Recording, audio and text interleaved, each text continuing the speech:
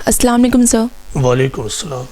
سر میرا سوال یہ ہے کہ آج کل لوگ نماز خشوع اور نماز سہو دونوں طریقے کی نماز ادا کرتے ہیں۔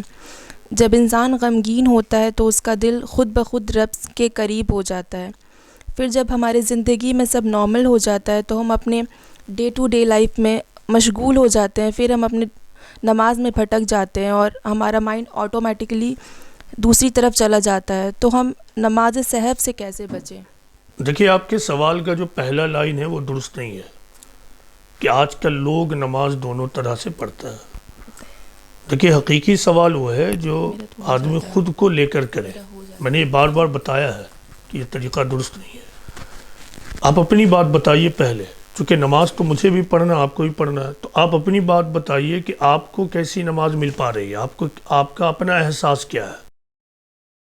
اس طرح کے سوال میں جو خود اپنا ہو اس کو دوسروں پر رکھ کے نہیں پوچھنا چاہیے، یا ویگ انداز میں نہیں پوچھنا چاہیے، پہلی بات ہے۔ دوسری بات یہ ہے کہ دیکھیں، انسان کے اندر اللہ تعالیٰ نے کچھ فیلنگز رکھی ہیں، کچھ کیفیات رکھے ہیں۔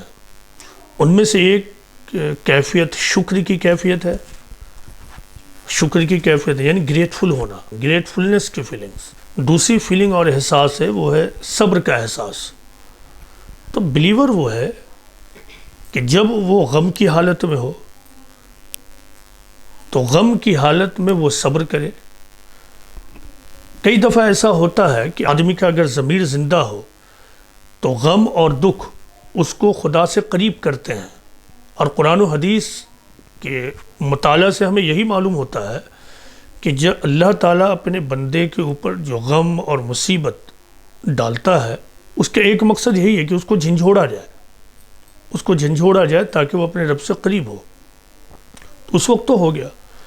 دوسری صورت یہ ہوتی ہے کہ جب آدمی آرام اور اطمینان سے ہوتا ہے،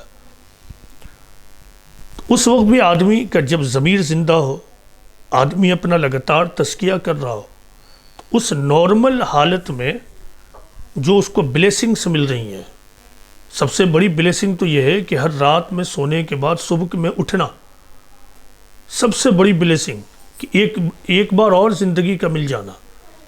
تو اس وقت وہ اپنے رب کا شکر ادا کرے گا، اور خدا کا شکر ادا کرنے کا بہترین سورس کیا ہے؟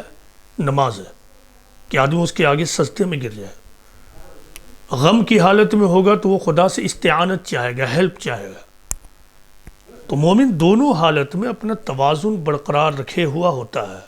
اب سوال یہ ہے کہ آدمی ان دونوں حالتوں میں توازن کیسے رکھے، یعنی جب غم اور مصیبت کی حالت میں ہو تو اس کے اندر صبر کی کیفیت پیدا ہو، اور جب وہ اطمینان اور سکون کی حالت میں ہو تو وہ شکر کے جذبات سے بھرا ہو، اس کا سینہ شکر کے جذبات سے سرشار ہو۔ کیسے ہو ایسا؟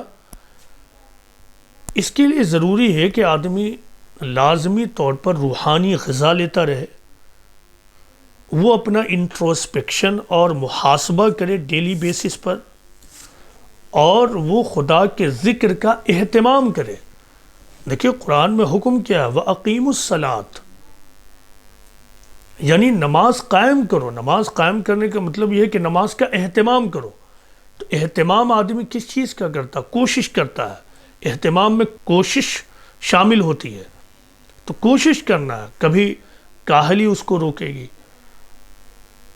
کبھی ورلڈلی انگیجمنٹ اس کو ڈسٹریکٹ کریں گے، کبھی دوست اور محیب اس کے ٹائم کو ویسٹ کرتے ہوئے اتنا زیادہ اس کو انگیج کر لیں گے اپنے میں کہ اس کو اس بات کا خیال بھی نہیں رہے گا کہ مجھے نماز کی بھی ادائیگی کرنی ہے۔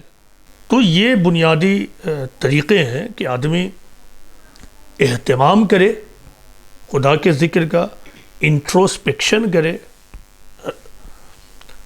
قرآن کی تلاوت کرے، نماز کا اہتمام کرے۔ اہتمام کا مطلب ہے کوشش کرنا، یہ نہیں ہو نہیں جانا ہے۔ ایک چیز ہے کہ ہو گئی،